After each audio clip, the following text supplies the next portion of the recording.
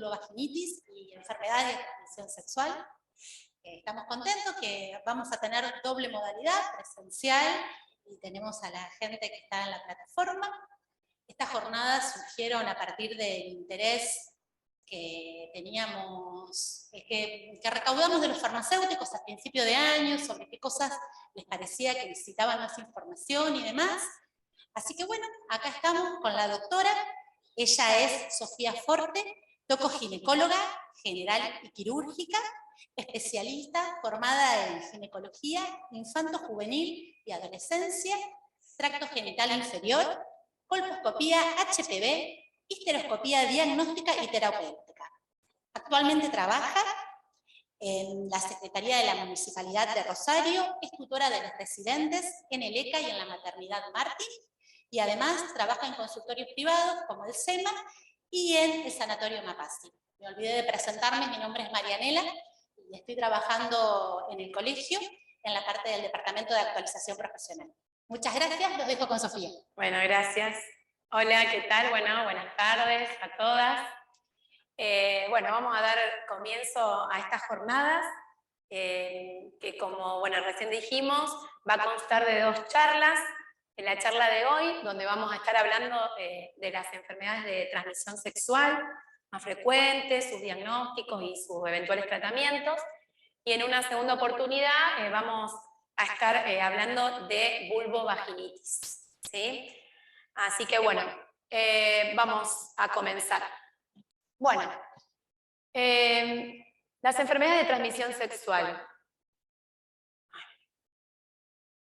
Bueno, sabemos que las ETS, o también llamadas infecciones de transmisión sexual, ¿sí?, que es la nueva nomenclatura de estas enfermedades, son infecciones que se contagian de una persona a otra durante, como bien se llaman, las relaciones sexuales.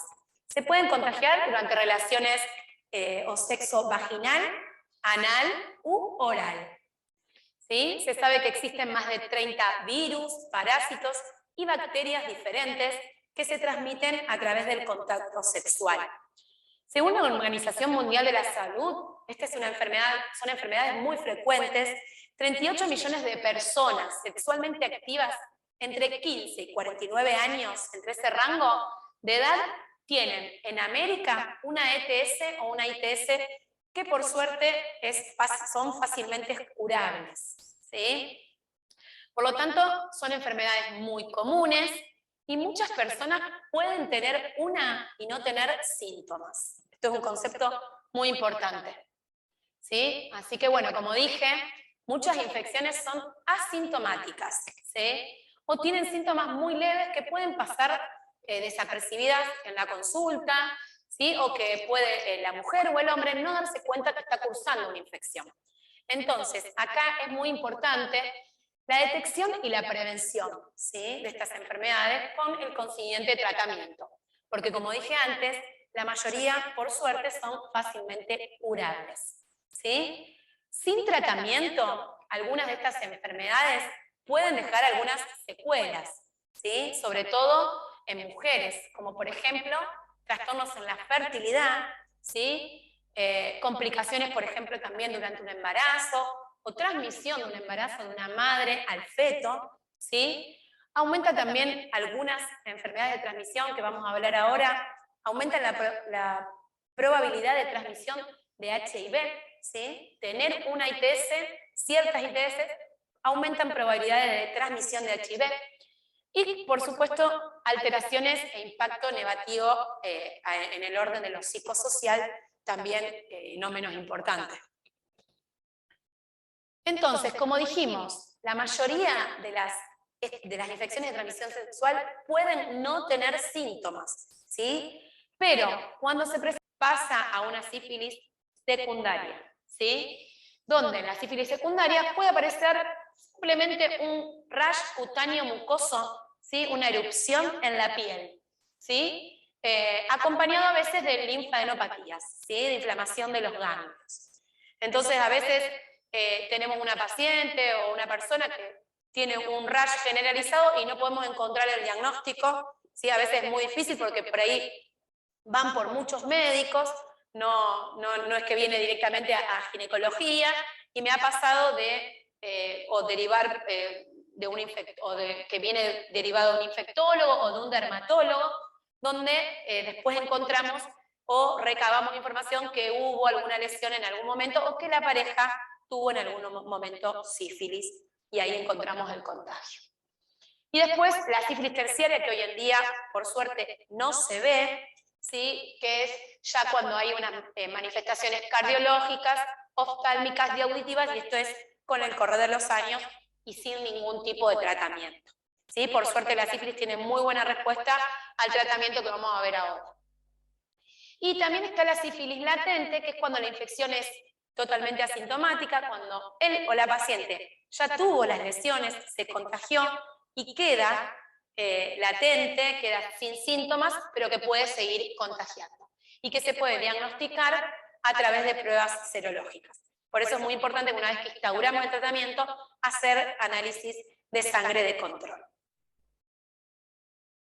Entonces, ¿cómo hacemos el diagnóstico de sífilis? La clínica y el laboratorio, que es el examen en sangre.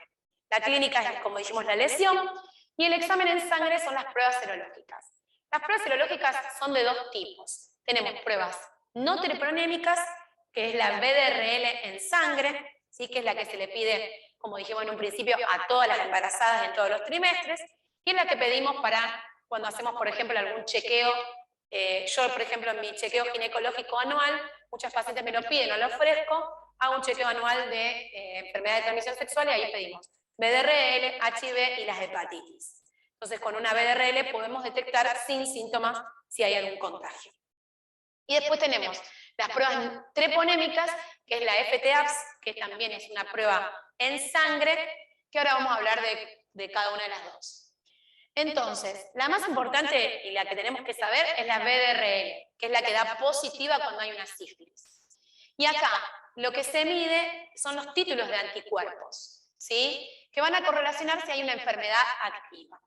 ¿Por qué explico esto de los títulos de anticuerpos? Porque a veces un paciente o una paciente ya tuvo sífilis en algún momento, y estos títulos pueden quedar positivos, ¿sí? De por vida, en títulos muy bajitos. Entonces, si tenemos dudas de estos títulos, hacemos un análisis nuevo. Hacemos un análisis de base, un análisis nuevo entre 3 y 4 semanas, y esos títulos tienen que duplicar un cambio de 4 veces o de 2 diluciones para pensar que estamos en una sífilis activa, ¿sí? En un contagio en el momento. Para explicarlo en palabras más sencillas, por ejemplo, tenemos una paciente que le pedimos un análisis en sangre, BDRL positiva, 1 en 8. Bueno, vemos, si no tiene lesiones, nada, tuviste sífilis en algún momento, tu pareja tuvo, hiciste tratamiento, sí. Pudo haberte quedado de una enfermedad anterior, que hiciste tratamiento, pero te quedó positiva en un título bajito, 1 en 4, 1 en 8, es un título bajo. Repetimos en 3 semanas, y ese título si aumentó 1 en 32, es una sífilis activa, hay que hacer de nuevo tratamiento. ¿Sí? Entonces, también considerar que estas, como dije recién, que estas pruebas no treponémicas, la BDRL, pueden negativizar con el tratamiento, ¿sí? Por eso es importante controlar con análisis de sangre posteriores, pero que en algunos casos pueden quedar títulos bajos, como dije recién, positivos para toda la vida. ¿Sí? ¿Se entendió? Y bueno, con respecto a las pruebas treponémicas, si bien se piden, no son muy útiles porque también estas siempre quedan positivas de por vida. ¿Sí? En general se piden las dos, el laboratorio hace las dos en un principio cuando las pedimos, pero la que nos fijamos es la BDRL. ¿Sí? Y nos fijamos la cantidad, el título de anticuerpos, que es lo más importante. Bueno, ¿y cuál es el tratamiento de la sífilis? La penicilina. Es el tratamiento de elección, ¿sí? Y no hay discusión en ningún lado de que este es el tratamiento de elección. El CDC, el Centro de Control de Enfermedades, es el que sugiere como tratamiento de primera línea. La penicilina, la G-benzatínica, en forma inyectable. Es la única, no es ninguna penicilina oral ni nada, sino la inyectable. Lo que sí está en discusión es un poco la dosis. A ver, la dosis de la inyección no, que son 2.400.000 unidades internacionales, la vía siempre es intramuscular, pero la dosis puede ser, en algunos estudios, en algunos papers, sugieren una dosis única, y en otros lugares unas 2 o 3 dosis separadas por intervalos de una semana. En general estamos haciendo, los infectólogos también están haciendo, en las embarazadas se hacen 3 dosis, ¿sí? Una por semana por 3 semanas. Y siempre se trata a la pareja sexual. Tenga o no tenga síntomas, el tratamiento es de pareja, ¿sí? Y si no hay una pareja estable, lo que se trata es de identificar contactos con riesgo de contagio, y lo que se tiene en cuenta es el periodo previo con las personas que tuvieron relaciones. Si hay un periodo previo de 90 días, si la lesión del caso de índice es compatible con una sífilis primaria. Esa persona que tiene la úlcera, si tuvo 90 días previos con las personas que tuvo relaciones, las puede identificar mejor para cortar la cadena epidemiológica de la enfermedad y hacer el tratamiento. Es algo difícil, pero por ahí buscar la cadena para instaurar los tratamientos. Si es un paciente que viene con una sífilis secundaria, ya con un rash cutáneo mucoso, como dijimos antes, que no tiene el chancro, se recaba 6 meses anteriores de los contagios sexuales para ver si se puede recabar algunos para hacer el tratamiento, y 1 año si es una sífilis, por ejemplo, latente o asintomática, que se detectó, por ejemplo, en un análisis de rutina o de control, en un chequeo ginecológico, en un chequeo clínico donde se pidió un análisis y no hay ningún tipo de síntomas. Si se puede recabar o si la persona tiene una pareja estable, se hace el tratamiento a los 2. ¿Cuál es la alternativa a la penicilina? Porque sabemos que existe la alergia a la penicilina y es una de las alergias bastante frecuentes a antibióticos. Para los pacientes alérgicos tenemos la doxiciclina, ¿sí? Que se da en 100 miligramos cada 12 horas por 14 días a ambas, a la pareja sexual.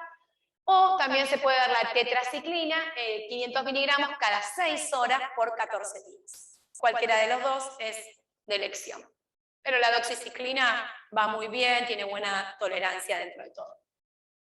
Y con datos más limitados, porque hay algunos estudios donde también se vio que podía hacerse en forma inyectable también, intramuscular, dosis de ceftriaxona intramuscular de 1 gramo. O sea, serían 2 ampollas, porque una ampolla viene de 500. Entonces serían 2 ampollas de ceftriaxona, pero este es como un tratamiento bastante tedioso porque es por día, pero por 7 a 10 días. Pero, por ejemplo, esta es una opción si tenemos un paciente a lo mejor internado, en una sífilis secundaria, terciaria, que tiene otra patología y está internado por otra cosa y a su vez se le descubre una sífilis, se le hace un tratamiento endovenoso y se puede hacer ceftriaxona, si el paciente es alérgico. Si no, se hace penicilina. Siempre de elección es la penicilina. Estas son las opciones para la alergia a la penicilina. Bueno, acá estamos con sífilis. Después, si quieren, hacemos las preguntas al final, si tienen alguna duda. Y vamos a seguir con la gonorrea o el gonococo, que también es una infección bacteriana, bastante frecuente, sobre todo en la adolescencia. Los estudios que hay de estadísticas se da sobre todo en adolescentes, en la etapa sexual activa, y es una enfermedad que coexiste con clamidia, ¿sí? Después vamos a hablar de la clamidia. Es un poquito más frecuente en hombres que en mujeres, ¿sí? El gonococo, y en general son infecciones asintomáticas, sin síntomas y sobre todo en mujeres, ¿sí? O con síntomas muy inespecíficos o muy leves. La bacteria, el gonococo, se puede encontrar en el semen, en el líquido preseminal, por eso es muy importante el uso de preservativo, y en los fluidos vaginales, ¿sí? Entonces el contagio es por las relaciones, ya sea por el sexo con penetración vaginal, también anal, y por el sexo oral también se puede contagiar. El gonococo puede infectar el pene, la vagina, el ano, también puede infectar, a diferencia de otras enfermedades, el cuello del útero, ¿sí? Podemos encontrarlo en el cuellito del útero, por eso su detección es a través de un exudado bastante específico, que es hisopando el orificio cervical y buscando el gonococo ahí. Por eso no es tan externo, no da tantos síntomas, sino que a veces es en un estudio de rutina o de pacientes que por ahí no responden al tratamiento con óvulos, de flujos a repetición, flujos rebeldes a tratamientos. A veces es necesario hacer pesquisa de clamidia y de gonococo, ¿sí? Porque en general son infecciones bastante asintomáticas o inespecíficas. También, bueno, puede infectar la uretra y en mucha menos frecuencia garganta y en la zona de ocular.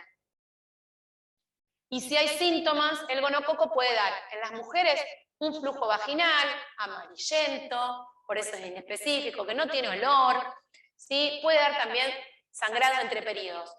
Les dije anteriormente que infectaba el cuello del útero, ¿sí? Y el orificio, entonces a veces está inflamado el cuello del útero y a veces esa paciente tiene sangrado, porque el cuello del útero está inflamado, produce algunas contracciones que produce este spotting o sangrado entre los periodos menstruales. O pacientes que refieren también sangrado por relaciones sexuales, hay que tener en cuenta que puede haber una enfermedad de transmisión sexual.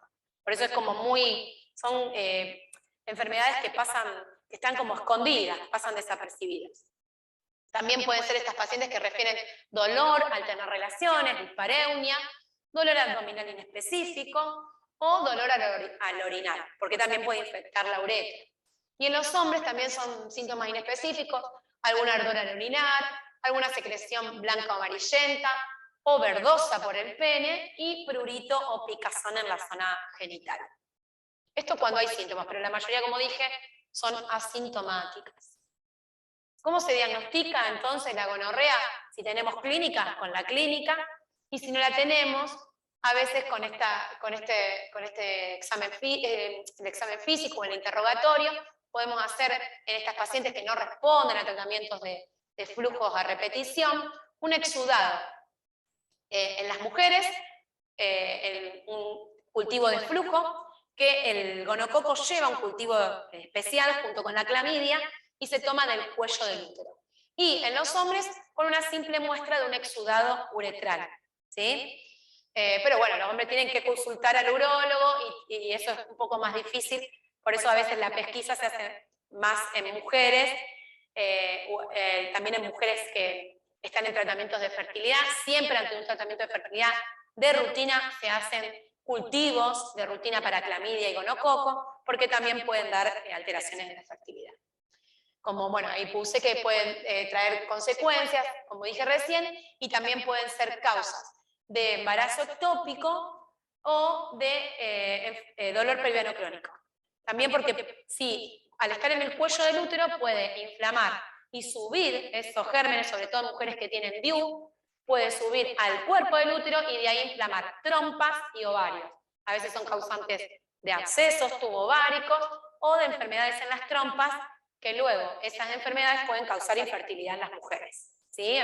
Productos anormales de la concepción, como son los embarazos ectópicos, que el embarazo ectópico es el embarazo que se ubica fuera del útero y el más frecuente es el que se ubica en la trompa, porque queda en la trompa que está lastimada. Entonces queda ahí, la trompa no tiene lugar, el embarazo se rompe y se pierde.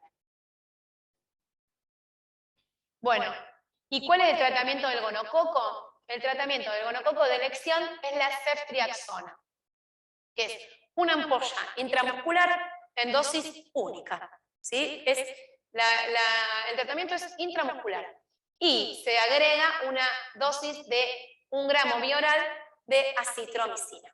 ¿Por qué esto? Porque en realidad para el gonococo el antibiótico específico es la ceftriaxona, son las cefalosporinas.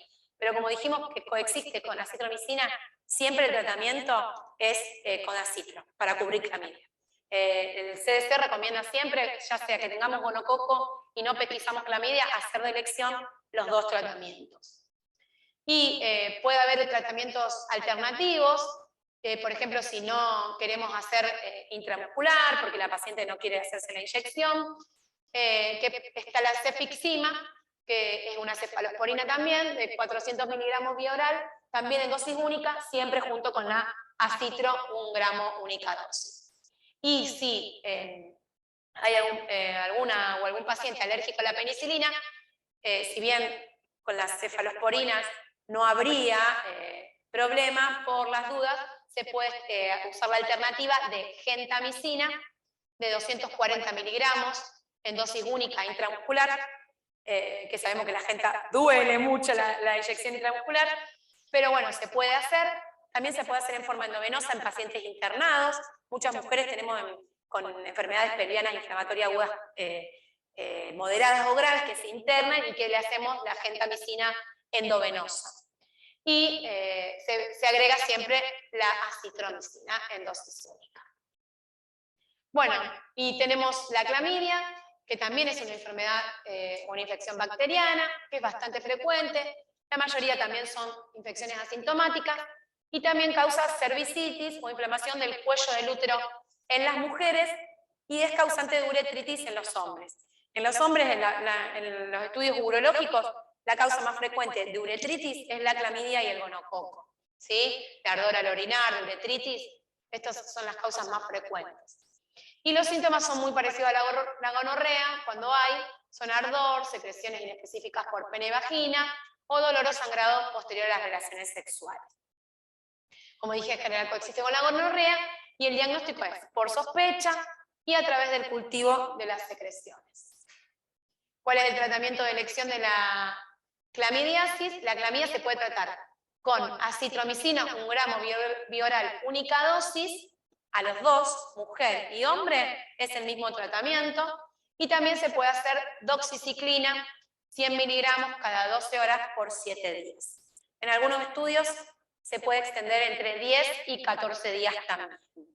¿Sí? Con 7 días mínimo el tratamiento debería ser efectivo. ¿Y cuál es el impacto de estas dos en general y sobre todo de la clamidia, como dijimos? Esto un poquito como para resumir lo que les estuve hablando. En un 8% de mujeres infectadas con clamidia van a tener salpingitis, que es inflamación de las trompas en forma asintomática. En general estos estudios se hicieron en mujeres que se estudiaban por infertilidad y se vio que tenían inflamación de las trompas, sobre todo por clamidia. Se aisló clamidia en un 20 a un 50% en mujeres con enfermedad pelviana inflamatoria. Un 20% de pacientes que tienen clamidia quedan con esterilidad, un 20% quedan con dolor crónico, dolor pelviano crónico. A veces son mujeres que tienen dolor y no se sabe por qué, se hacen estudios, ¿sí? Incluso hasta se hacen cirugías videolaparoscópicas buscando causa de dolor, descartando endometriosis u otras causas, y a veces es un dolor crónico que quedó por una infección crónica por clamidia que no se curó. Y 10% de los embarazos ectópicos pueden ser causados por clamidia. 50% en mujeres que tienen problemas de fertilidad se asociaron con episodios de EPI. En un 20 y un 35% se encontró también clamidia en endometritis puerperales, en mujeres puérperas que tuvieron su embarazo y que cursaron después una endometritis, que a lo mejor durante el embarazo, previo al embarazo, venían con una infección por clamidia, se embarazaron y después hicieron endometritis. ¿Sí? En hombres, 50% de las epididimitis son causadas por clamidia y también pueden ser causas de proctitis o proctocolitis. ¿Sí? Esto es más. Colitis. Sí, del colon. De colon, sí.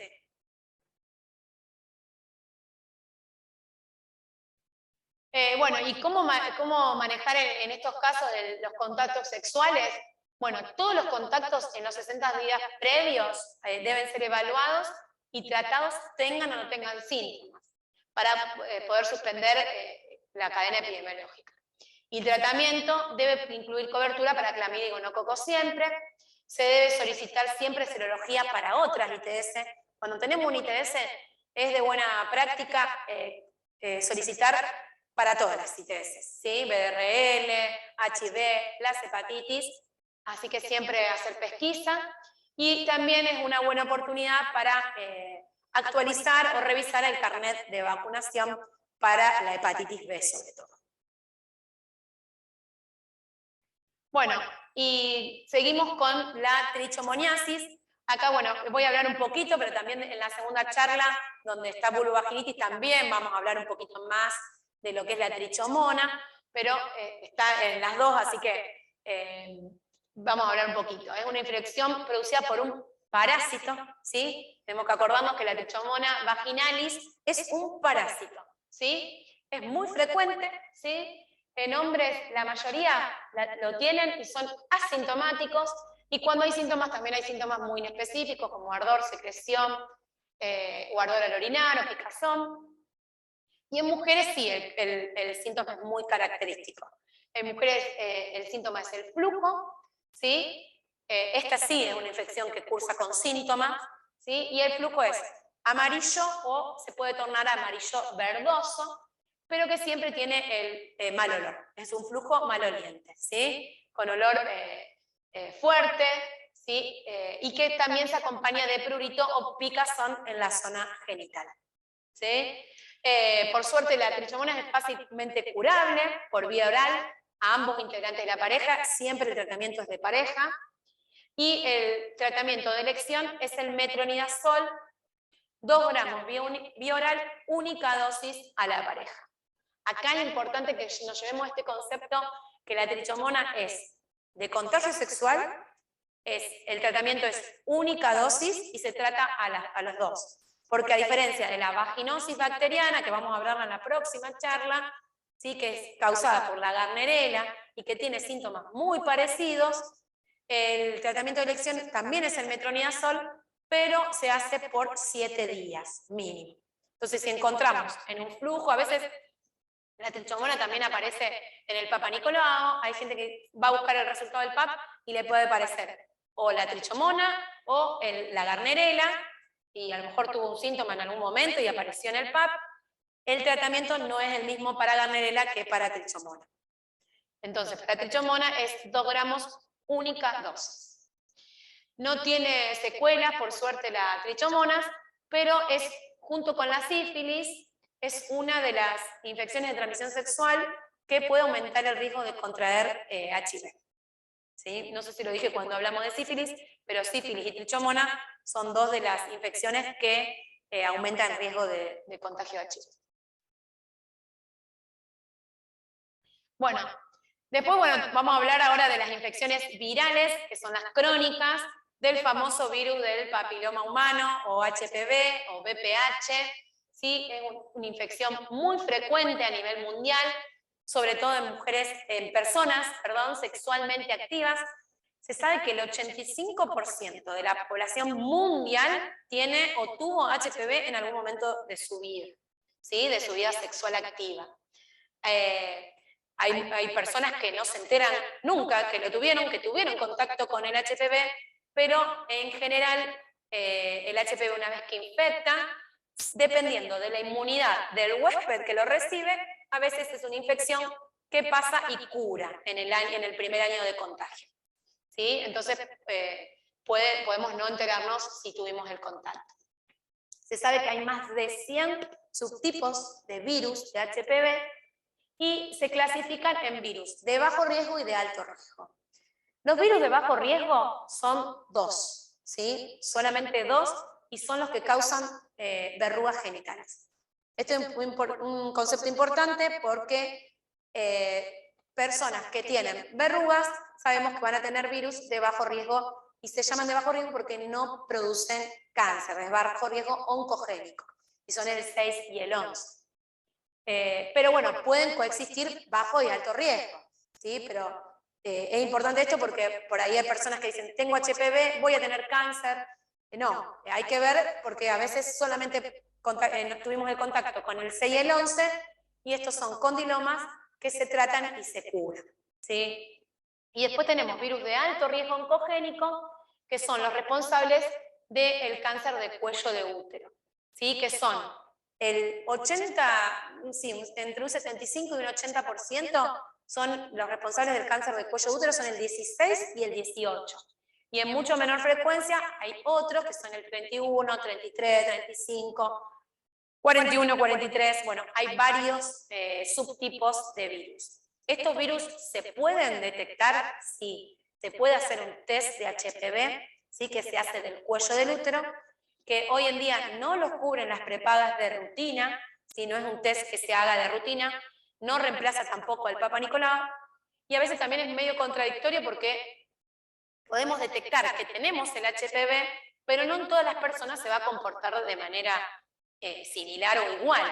Entonces a veces podemos tener un HPV de alto riesgo, pero eso no significa que vamos a llegar a un cáncer, ¿sí? Pero sí vamos a estar más atentos en detectar lesiones para poder curarlas antes de que llegue al cáncer.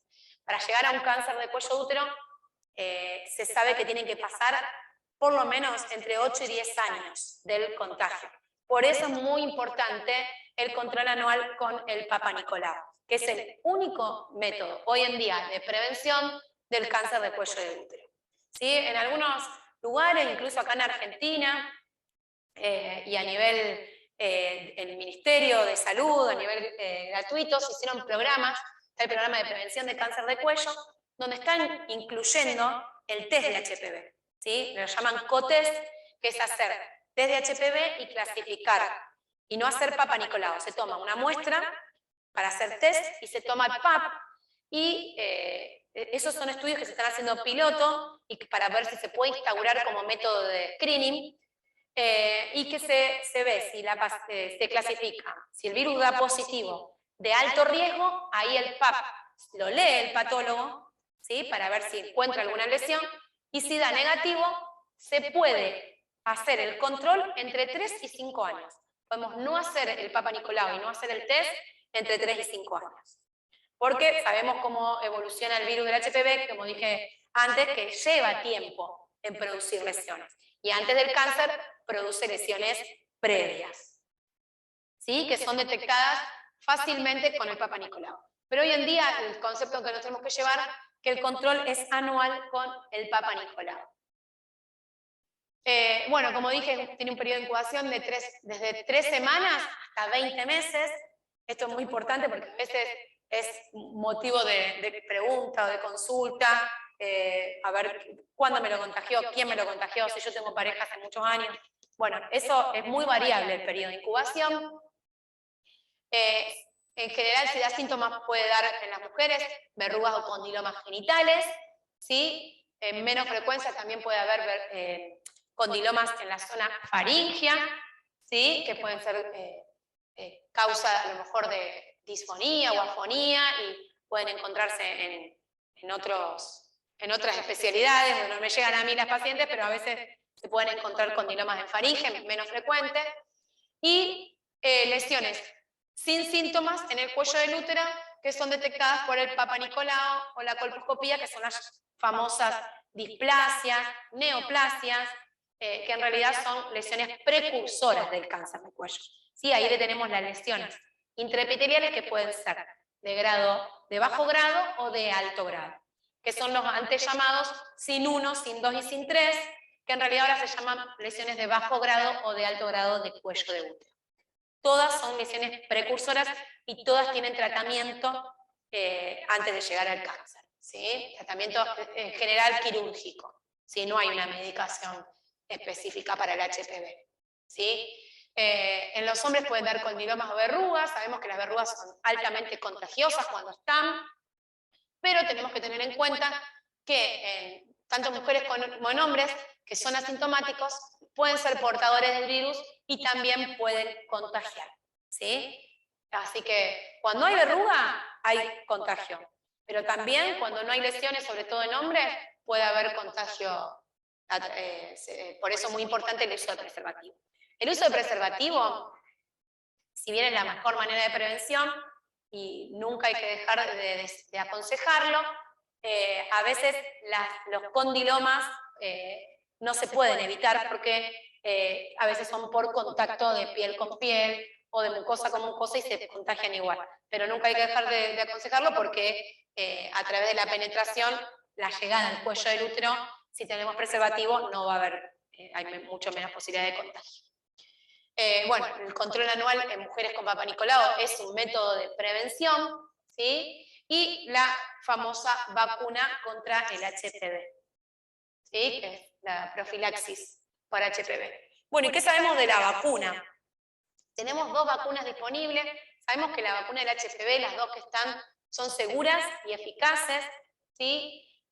Yo acá voy a hablar sobre todo de Gardasil, que es la vacuna que protege contra 4 cepas, la cuadrivalente, pero sabemos también que existe la Cervarix, que si bien es una muy buena vacuna, tiene un poquito mejor de eficacia que la Gardasil, protege contra 2 cepas, que son las causantes de cuello uterino, y nos deja por fuera el 6 y el 11, que son las causantes de verrugas, ¿sí?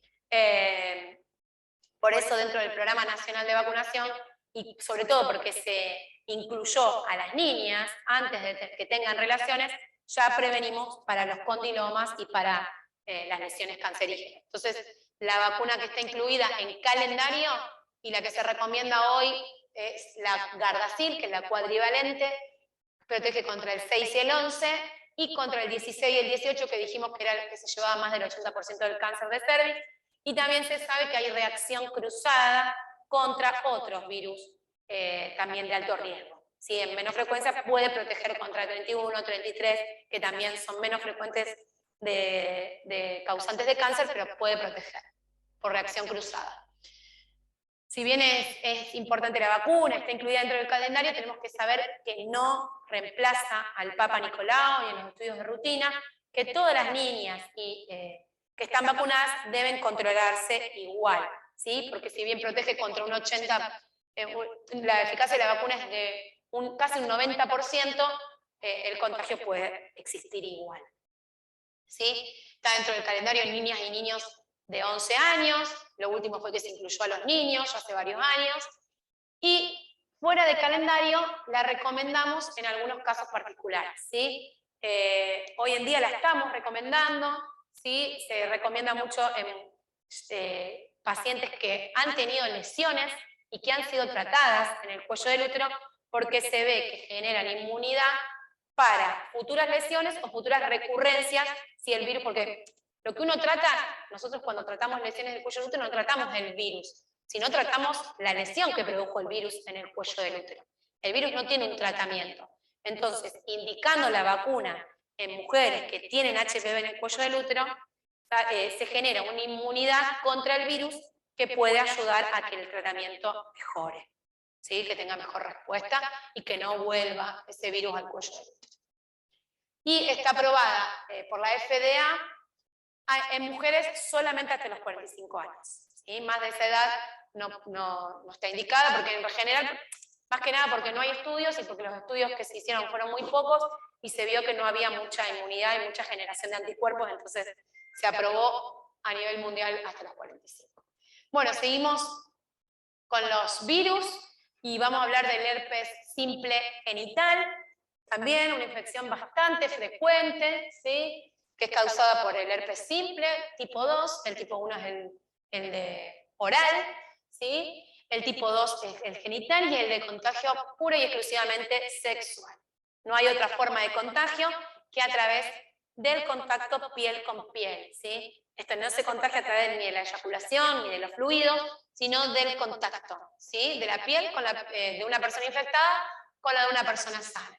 Ya sea en sexo vaginal, también se puede transmitir a través del sexo anal o del sexo oral si hay lesiones de herpes en la boca, del herpes genital tipo 2. Es muy contagioso cuando hay síntomas del herpes, pero tenemos que saber que esta infección contagia también aún sin síntomas. ¿Sí? Es un concepto también bastante importante a tener en cuenta. Y las lesiones que produce el herpes son úlceras, o llagas o úlceras. Y acá, a diferencia de la sífilis, estas úlceras duelen, son muy dolorosas, producen una sensación. Yo a veces le pregunto a la paciente para que me lo describan y es bien típica de quemazón, de ese dolor, ese ardor que quema, bueno, en la zona genital y son muy dolorosas. Entonces, a veces primero empieza como una ulcerita, chiquitita, que se puede ir brotando, ¿sí? Pueden ser varias, y después se transforma en una ampolla que se rompe, ¿sí? Y que duele mucho, ¿sí? Arde, duele. A veces van acompañadas de ganglios, sobre todo en la zona inguinal, que también esas adenopatías son dolorosas, a diferencia de la sífilis, que también puede tener ganglios, pero que no duelen, ¿sí? Y a veces también, en menos frecuencia, pero puede pasar, puede haber una enfermedad generalizada, con fiebre, malestar general, ¿sí? Decaimiento, puede pasar en la primoinfección sobre todo, ¿sí?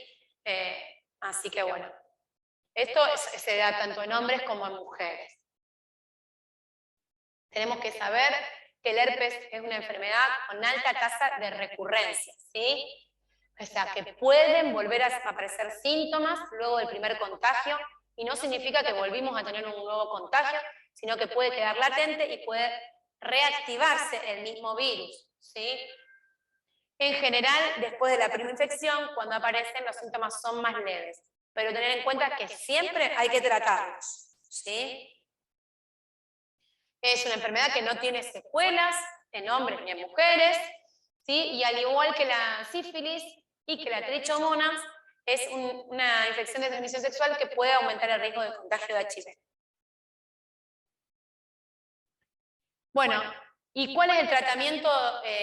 Lo dividí en dos, en primer episodio y en tratamiento de la recurrencia. En la primera infección, paciente que tuvo por primera vez el herpes genital, el herpes, el diagnóstico es totalmente clínico, ¿sí? No se hace cultivo, a veces se puede hacer un cultivito cuando la ampolla se rompió y generó un líquido, pero justo tiene que venir la persona al consultorio. En general, el análisis de sangre también es inespecífico, como sabemos que queda latente, puede dar positivo siempre. El diagnóstico es pura y exclusivamente clínico. En la primera infección, el tratamiento de elección es siempre el aciclovir. Y tenemos dos esquemas para hacer. Se puede hacer 400 miligramos 3 veces al día, ¿sí? Que son cada 8 horas, durante 7 a 10 días, ¿sí? 7 días mínimos, 10 días es lo ideal. O se puede hacer también 200 miligramos 5 veces al día, ¿sí? Que también es una alternativa, ¿sí? Durante también 7 a 10 días. Esto es indistinto, cualquiera de las dos opciones es de elección. También se puede hacer valaciclovir, o sea, 1 gramo, 2 veces al día, durante 7 a 10 días, ¿sí? O el fanciclovir, 250 miligramos, 3 veces al día, durante 7 días. No lo puse acá, pero el aciclovir, el de elección, es el vía oral, ¿sí? En realidad la vía tópica se puede indicar junto con la vía oral, pero no hay estudios que demuestren que aumente la respuesta al tratamiento. Se puede hacer las dos cosas, pero siempre en la primera infección es la vía oral de elección. Y después del tratamiento de las recurrencias, se puede hacer, cuando aparecen con síntomas leves, se puede hacer valaciclovir, y hay distintos esquemas, 500 miligramos 2 veces al día, se hace menos días, entre 3 y 5 días, se puede hacer 1 gramo 1 vez por día durante 5 días, 1 gramo 2 veces por día por 24 horas, o sea, 1 solo día de tratamiento. Bueno, hay varias opciones, y también se puede hacer aciclovir, que se hace el 400 miligramos, o sea, cada 8 horas, solamente 5 días, o se puede hacer 800 miligramos 2 veces por día durante 5 días, ¿sí? O 3 veces por día durante 2 días. Hay varias opciones, pero con hacer aciclovir 3 veces por día, 5 días, que es la mitad del tratamiento, es una buena opción. ¿Y por qué tratamos las recurrencias? Bueno, que en general, como dije, son inflamaciones leves, son poco frecuentes, pero son autolimitadas, los síntomas son poco frecuentes, a veces no llegan al tratamiento. Sin embargo, va a mejorar los signos y los síntomas, reduce el tiempo de curación y, lo más importante, reduce el tiempo de excreción viral. Entonces, si el paciente tiene una recurrencia, lo tratamos, por más que sea un síntoma leve, para que no siga contagiando, ¿sí? Bueno, esto lo que quiero decir es que, al igual que en el primer episodio, el tratamiento se administra para reducir la intensidad y la duración de los síntomas, además de la potencial infectividad, pero no influye en frecuencia de recurrencias posteriores. ¿Qué significa? Tratamos la recurrencia para que no siga contagiando, pero esto no va a influir en que tenga más o menos recurrencias a futuro. Eso depende mucho de la inmunidad de cada persona. Bueno, y por último, las puse juntas porque en realidad, bueno, son enfermedades bastante grandes como para hablar en una charla general de enfermedad de transmisión sexual, sería como un capítulo aparte sobre todo el HIV, que es una infección bastante importante, pero bueno, las puse en conjunto porque esta, a diferencia de las otras, que pueden contagiarse a través del contagio de las relaciones sexuales, tienen la característica de que se pueden contagiar a través de la sangre, ¿sí? Tienen contagio sexual y contagio sanguíneo, ¿sí? A través, por ejemplo, de compartir agujas o jeringas infectadas, sobre todo en pacientes adictos, ¿sí? En adicciones.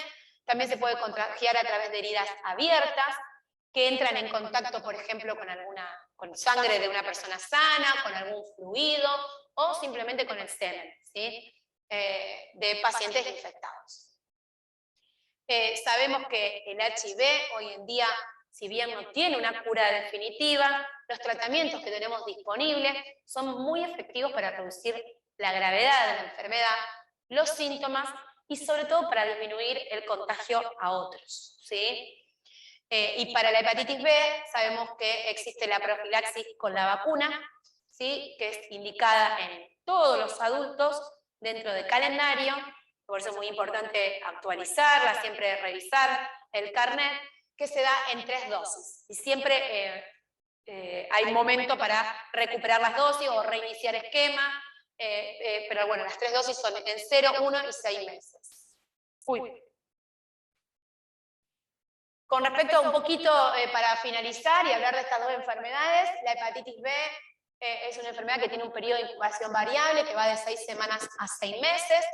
La hepatitis B en general es una enfermedad crónica, ¿sí? Y que tiene un espectro clínico muy amplio, ¿sí? Sobre todo en los adultos, porque también se puede dar en los niños, ¿sí? Que también se vacunan al nacer, y que va desde la infección asintomática hasta forma fulminante, donde ya ataca hígado y puede producir una enfermedad hepática crónica, ¿sí?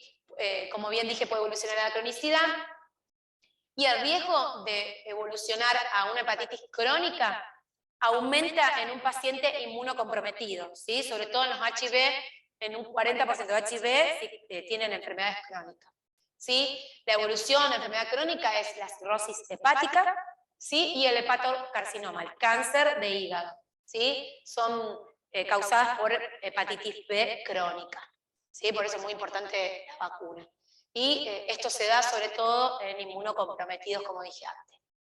Por lo tanto, la vacuna es el método mejor de prevención, junto con reducir conductas de riesgo, obviamente. Uso de preservativo, uso compartido de jeringas, por eso también es importante a través de las transfusiones, el chequeo. Y bueno, como esto es un poco tedioso el tema de los anticuerpos, pero para más o menos saber, porque hay personas que no saben si están vacunadas, si tienen la dosis, perdieron el carnet, entonces se puede hacer a veces determinación de anticuerpos post vacuna en cualquier momento en sangre, ¿sí? Lo que se piden son los títulos, ¿sí? A veces se recomienda dosar los anticuerpos una vez finalizado el esquema, ¿sí? Y sobre todo se puede hacer en pacientes que tuvieron contacto con una fuente conocida que tiene hepatitis, ¿sí? Una persona que tuvo el contacto con alguien con hepatitis y quiere saber, se pueden dosar los anticuerpos, ¿sí? En general, más de 10 o 12 anticuerpos en sangre se consideran que hay una respuesta positiva a la vacuna, ¿sí? La determinación siempre se hace 1 o 2 meses mínimo después de la administración de la tercera dosis, si uno quiere chequear a ver si se generaron los anticuerpos. Y en el resto de las situaciones, de acuerdo a las características de cada paciente, sobre todo si son personas mayores de 40 años, si son huéspedes inmunocomprometidos, infecciones por HIV, o aquellos que usan drogas endovenosas, o, por ejemplo, parejas estables de portadores crónicos de hepatitis B, pueden dosarse los anticuerpos, ¿sí? En esos casos se puede hacer determinación.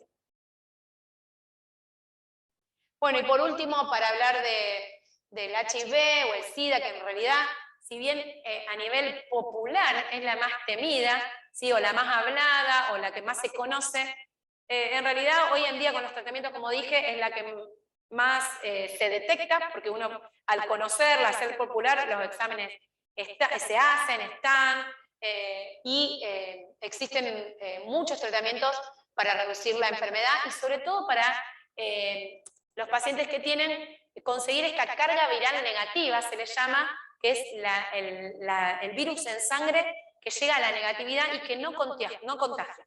¿Sí? Si bien los infectólogos recomiendan el uso del preservativo, son personas que negativizan la enfermedad y que no contagian a la pareja. Como no me pareció por ahí súper interesante hablar del HIV en general, lo que sí traje para compartirles es sobre algo que está hoy en día bastante en auge, y no sé si lo escucharon, que es sobre la profilaxis post-exposición. ¿Sí? Este tratamiento combinado de antirretrovirales en personas que tuvieron contacto con una persona conocida, que sabemos que tiene HIV, y que no se cuidó con preservativo y que tiene riesgo de contagiarse. Existe lo que es la famosa PEP, o profilaxis posposición, y que hay un programa a nivel del Ministerio de Salud de la Nación, donde está en todos los hospitales o centros de salud, está disponible el kit para cuando hay un riesgo, y cuando una persona consulta por esto, deberían ofrecerse esto y poder instaurarse el tratamiento. ¿Sí? Entonces, constituye una herramienta de prevención muy importante que consiste en el uso de medicamentos antirretrovirales para reducir, como dije, el riesgo de infección luego de situaciones de una potencial exposición del virus. Su incorporación está recomendada por la Organización Mundial de la Salud, la tenemos acá en Argentina, está en el marco de una estrategia de prevención combinada. Y acá es importante el concepto que cuando se inicia dentro de las 72 horas del episodio de potencial exposición al HIV, la PEP reduce en forma muy significativa el riesgo de transmisión. Pasadas las 72 horas, la verdad que no hay estudios que indiquen que sirva, así que la ventana que tenemos son 72 horas.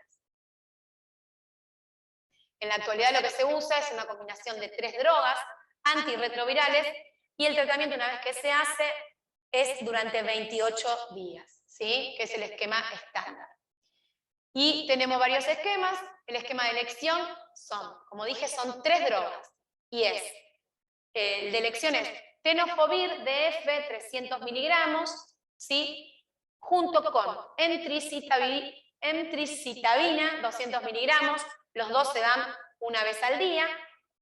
O se puede hacer tenofovir DF con la lamivudina, 300 miligramos una vez al día, o sea, esas dos con, por preferencia, el dolutegravir, que es 50 miligramos cada 24 horas.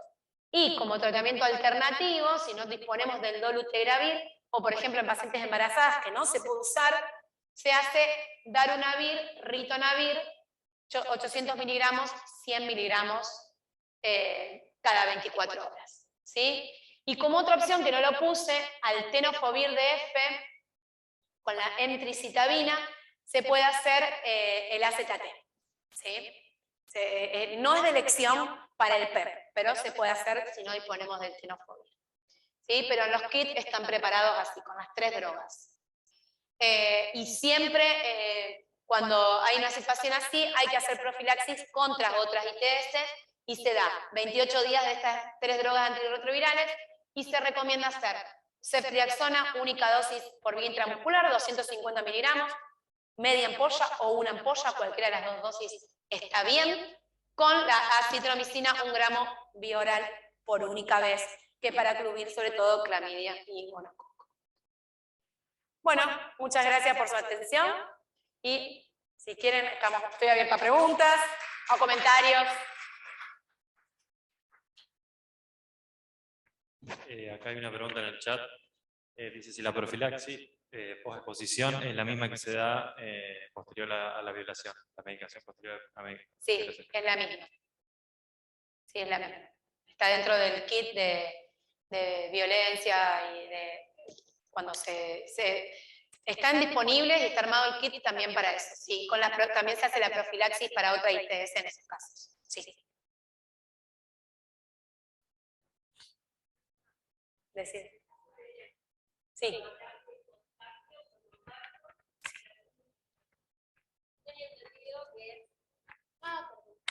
Perdona. Dale. En el caso del herpes, cuando hablabas de contacto y el contagio sin síntomas, porque yo tenía entendido que el contagio es cuando hay contacto, pero cuando la úlcera está activa. Por eso cuando lo dijiste, es la primera vez que lo escucho. ¿Te podrías explicar el tema del contacto sin síntomas? Sí, a veces no hay síntomas, no está la úlcera o está en forma muy inicial y puede contagiar igual. Sí, contagia igual. Sí, contagia sin o con síntomas del herpes, sí. Perfecto. Y después, con la vacuna del HPV, que está aprobada para mujeres hasta los 45 hasta años. 45, sí. ¿Por qué vos decías que fuera de calendario, que es a los 11 años, se recomienda en casos particulares? Porque, por ejemplo, yo quedé fuera de calendario porque me parece que fue en 2011, yo tengo 30 años, y siempre me lo recomendaron como preventiva. Y lo hice, el esquema. Está recomendado, sí. Bueno, en esos casos, sí. En los casos en donde se puede recomendar, a eso me refería con casos particulares, si quedó fuera de calendario y es una persona sexualmente activa, que a lo mejor quiere vacunarse, o en cualquier etapa, hasta los 45, yo la recomiendo también, sí. Y también se recomienda en casos, como dije, en pacientes que ya tuvieron HPV, porque eso también era algo, pero si yo ya tuve HPV, me la pueden recomendar igual, se puede recomendar igual, haya o no haya tenido HPV, y en pacientes que tuvieron lesiones. Sí, esos serían casos particulares. Sí, en realidad en todos los casos, porque no sabes si tuvo contacto o si no se identificó qué virus es. Exacto. Lo ideal sería todas las mujeres hasta los 45 años, si se pueden vacunar, que se vacunen. Como después está el tema de las prepagas, que no la cubren, las dosis son caras. Las prepagas en general hasta los 25 años. 6. Sí. Por ahí en algunos casos yo tengo pacientes con lesiones, porque yo hago mucho lo que es HPV y lesiones de cuello de útero, postoperatorio, en el posterior a la cirugía, muchas prepagas la cubren, porque está demostrado que disminuye las recurrencias. En esos casos, sí, en una mujer que quiere vacunarse, en esos casos es raro que lo cubra. Sí. La edad para que se haga una mujer el Papa Nicolau ya bajó, ¿no es cierto? Eso ya está recomendado dentro de las guías nacionales del Ministerio también. Se hace hasta los 65 años, ¿sí? Siempre y cuando en los últimos 3 años haya Papanicolau negativos consecutivos, ¿sí? ¿Qué significa? 62, 63 y 64 años anuales negativos, a los 65 se descontinúa el screening, ¿sí? Pero por ejemplo, la psicóloga me dijo que me lo siga haciendo. A mí lo que me interesa saber es el inicio del Papa Nicolau. 20 años, 15, bueno, eso está muy discutido. Hay muchas guías. Cuando comienzan las relaciones sexuales. Bueno, hay muchas guías, ¿sí? El Ministerio recomienda luego de los 21 años. ¿Sí? La guía del Ministerio de Argentina. Aunque las chicas comiencen a tener vida sexual antes. Eso recomiendan, pero es una realidad también que hay guías a nivel internacional que la recomiendan al año de inicio de relaciones. Claro.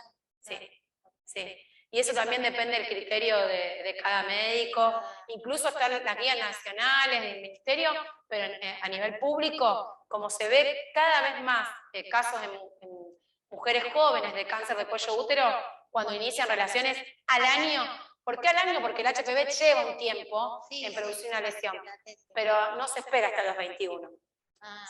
Y después de los 65, porque ahí me quedó que... Bueno, después de los 65 ya se sabe que el cuello del útero sí cambia el epitelio y las lesiones. Si no hubo historia de HPV en ningún momento de la vida, no hubo cirugías en el cuello del útero, nada, se puede discontinuar el screening. Si hubo alguna lesión en algún momento, o alguna cirugía o algo, por HPV, se hace hasta los 69, ¿sí? Todos los años y se discontinúa a los 70. Lo de los 65 es si hubo en los 3 últimos años y si no hay historia de HPV en ningún momento de la vida, ¿sí? Y lo que se hace después de los 65 es una eco transvaginal de rutina, porque el cáncer más frecuente después de los 65 es a nivel del endometrio, a nivel endometrial, que se ve a través de la ecografía. Si es controlar que el endometrio esté finito en la menopausia, no esté de grosor aumentado, porque ahí sí las células ya se alteran más a nivel endometrial. ¿Sí? En general el HPV toma las células del epitelio del cuello cuando están con la menopausia, esto se revierte para adentro el epitelio, entonces ya el HPV no tiene dónde infectar. Sí. ¿Alguna otra pregunta? Dale. Bueno, yo voy con la sífilis, no sé si lo habías dicho o no, pero mi duda fue, tú dijiste que la sífilis podía quedar positivo de por vida. Sí, sobre todo la FTAPS, esa queda positiva siempre, y la BDRL puede quedar en títulos bajos positiva. ¿Sí? Bien, ¿y tiene tratamiento también de por vida? No. Solamente se vuelve a hacer tratamiento, que a veces pasa, hay casos de rebeldes al tratamiento, y aumentan los títulos, como dije, ¿sí? En 2 diluciones o 4 veces. Por ejemplo, si quedó un 1 en 4, lo volvemos a hacer. Siempre hay que darle tiempo, entre 1 o 2 meses posteriores al tratamiento, no hacer el análisis de sangre a las 2 o 3 semanas, porque a veces depende también de la inmunidad de cada persona, puede tardar en bajar, ¿sí? Y lo que se puede hacer a veces algunos infectólogos, sobre todo, yo a veces trabajo mucho en conjunto con infectología, en estos casos donde no responden o bajan lento los anticuerpos, es hacer una dosis de refuerzo, ¿sí? Hacer una semana más o una dosis única de penicilina. No reiniciar las 3 dosis de nuevo, sino hacer una dosis más, algunos infectólogos hacen una dosis más, y al mes, 2 meses, volver a repetir a ver si baja. Pero a veces queda, durante un año es el seguimiento ideal, y si queda, no queda de por vida en títulos bajos. No contagia.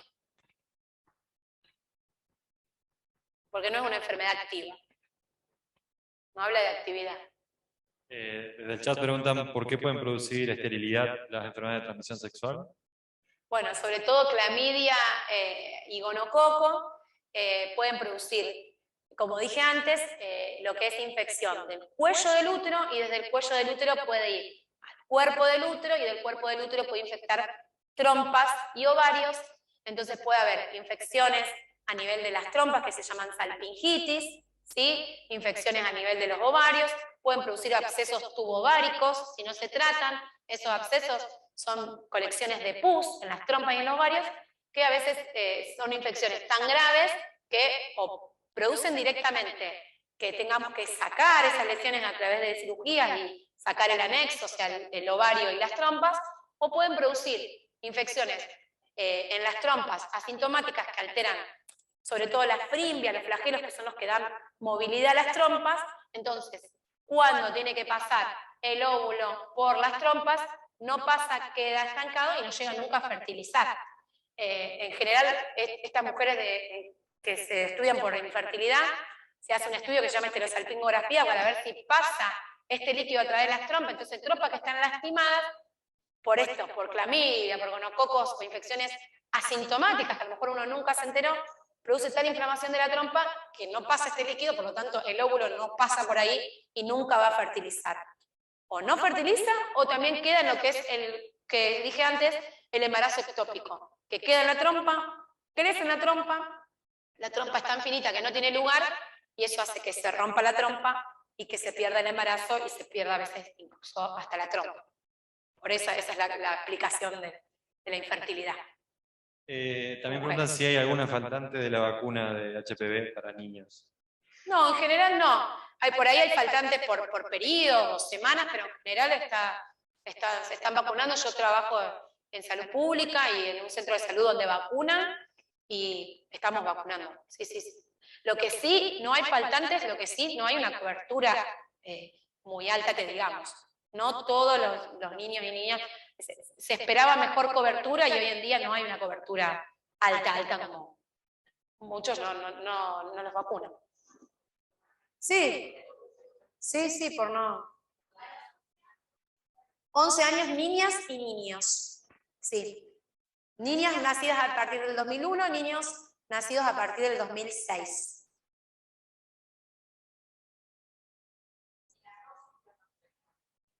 ¿Son 3? Sí. Sí. Sí, 3 dosis. Después, por ejemplo, si un niño no se... en algunos casos son 2 dosis, bueno, ahí es un poco más compleja la explicación. En algunos casos son 2 dosis, por ejemplo, si tienen 11 años, no, perdón, 14 años o más y no fueron vacunados en su momento a los 11, se evalúa hacer un esquema de 2 dosis y está recomendado hacer 2 dosis. Sí, si no se vacunó a los 11. El Estado va a empezar a promocionar, porque el tema de la pandemia hizo que los papás no llevaran a sus chicos a vacunar. Sí. Entonces eso es un problema no solo con el HPV, sino con todas las vacunas. Exacto. Así que se va a empezar con una campaña bastante fuerte para, Sí. para incentivar a que los padres lleven a sus chicos a vacunar. Y otra de las cosas nuevas que hay en vacunas es que se está viendo, ya está aprobada en realidad por la FDA, pero bueno, que se incorpore la Gardasil 9, que es la nueva vacuna contra 9 cepas, porque tenemos en la Gardasil, que sí, está aprobada hace tiempo, sí, pero acá todavía no. Pero sí, ya está aprobada en mujeres y en hombres. Sí, sobre todo por los cánceres anogenitales, tanto en mujeres como en hombres. Sí, son 3 dosis, 2 o 3 dosis, dependiendo de la edad. Sí. Sí, pero bueno, como dije, no reemplaza, por ejemplo, en las mujeres en hacerse los chequeos ni...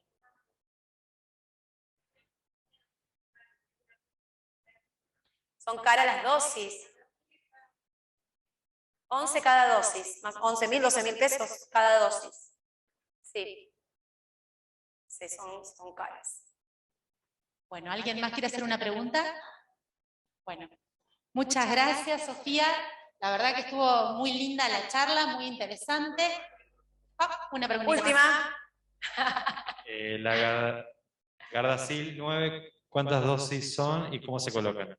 También igual, y bueno, vamos a ver cuántas aprueban, porque en general son 3 dosis, pero vamos a ver qué incorpora. Si, las dosis son 3, vamos a ver cómo, si llega y se aprueba, en cuántas dosis será. Y acá Sí, pero no está aprobada todavía en Argentina. Acá pregunta si hubo denuncias de muerte, pero no sé si se refiere a la vacuna. No, sí, cuando hay, como todas vacunas y todo, hay efectos adversos, por eso muchos padres en su momento no quisieron vacunar, pero la verdad que los casos a nivel mundial son muy bajos y como para todas las vacunas. ¿Sí? Uno de los más, de muerte no, pero uno de los más temidos era el síndrome de Guillain-Barré, se había visto en los primeros años cuando salió la vacuna. ¿Sí? Y una cosa a tener en cuenta es que la vacuna puede dar, esto como un efecto adverso frecuente, puede dar síncope posterior a la vacuna, entonces es de muy buena práctica, aparte son sobre todo chicos, niños, que esté sentado y que se quede sentado un ratito luego de la vacuna, ¿sí? Porque puede dar un desmayo, un síncope, ¿sí? Que es un efecto adverso de la vacuna, bien típico. Bueno, ahora sí. Bueno, terminamos por la clase de hoy. Le vamos a pasar 5 preguntitas a los que están presenciales, que dejaron los datos. Le va a llegar un mail con el usuario y la contraseña. Van a tener que ingresar a Farmacursos. En la página de Farmacursos entran a la jornada de hoy y ahí está. ¿Querés que te lo ponga acá? Sí, poneme ahí que les muestro a los chicos y ahí figura en evaluación y están las 5 preguntitas de la clase de hoy y va a haber 5 después de la segunda clase. Ay, ¿cómo lo pongo acá? Porque Acá. ahí, está ahí, pero ahora ¿cómo lo pongo acá? A ver. Está ahí, pero no sé cómo se ve.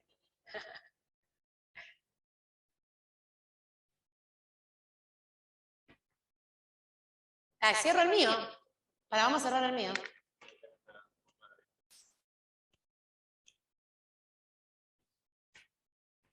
Está abierto en todos lados. Ahí está. Acá. Entra en evaluación y ahí lo van a poder hacer. Después Sofía se los va a corregir. Así que bueno, nos vemos en 15 días. Bueno, las espero en 15 días, que la próxima charla va a estar buena, porque es interesante. Lo que es vulvovaginitis, tratamiento. los 15 días. Hasta la próxima clase, tienen tiempo. Gracias. Chao, gracias. Chao.